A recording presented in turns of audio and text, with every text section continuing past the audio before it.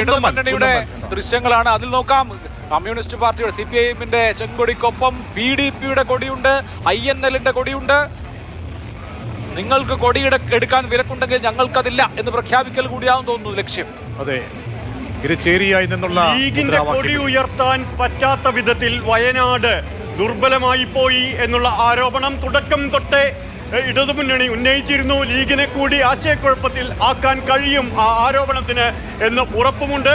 ആ സാഹചര്യത്തിൽ ഇതാ മലപ്പുറത്ത് ഇടതുമുന്നണിയുടെ യോഗത്തിൽ പച്ചക്കൊടികൾ ആവേശത്തോടെ വായുവിലേക്ക് വീശിക്കൊണ്ട് ഇതും ഒരു രാഷ്ട്രീയ തന്ത്രം തന്നെയാണ്.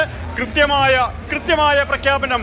നിങ്ങൾക്ക് കഴിയാത്ത കൊടി ഇതാ ഞങ്ങൾ ഉയർത്തുന്നു, ചെങ്കൊടിക്കൊപ്പം കൂട്ടിക്കെട്ടുന്നു എന്ന പ്രഖ്യാപനം കൂടി മലപ്പുറത്തിന്റെ മണ്ണിൽ നടത്തുകയാണ് ഇടതുമുന്നണി. ഇനി നമുക്ക് വയനാട് എന്നുള്ള ദൃശ്യം കൂടി വരണം. അവിടെ ഇന്ന് ഇപ്പോൾ കൊട്ടിക്കലാശത്തിലേക്ക് എത്തുമ്പോൾ അവിടെ കൊടിയുടെ കാര്യം എങ്ങനെയെന്ന് അറിയണം. അവിടുത്തെ ദൃശ്യങ്ങൾ ഏറ്റവും അവിടെ ഉണ്ടായ പ്രശ്നം ഇപ്പൊ പച്ചക്കൊടി പച്ച നിറത്തിൻ്റെതായിരുന്നില്ല പ്രശ്നം.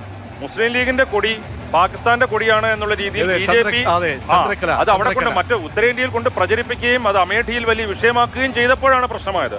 ഇത് തീർച്ചയായും ഇനി വയനാട് നിന്നൊക്കെയുള്ള ദൃശ്യങ്ങൾ വരണം. ഇപ്പോൾ നമുക്കൊരു അസ്വാരസ്യം, ഒരു മുറുമുറുപ്പുണ്ടായിരിക്കുന്നത് മലപ്പുറത്ത് നിന്നാണ്. അത് ആദ്യമായി റിപ്പോർട്ട് ചെയ്യപ്പെടുകയാണ് ഇന്നത്തെ ദിവസം. അത് മലപ്പുറത്ത് നിന്നാണ്. മലപ്പുറത്ത്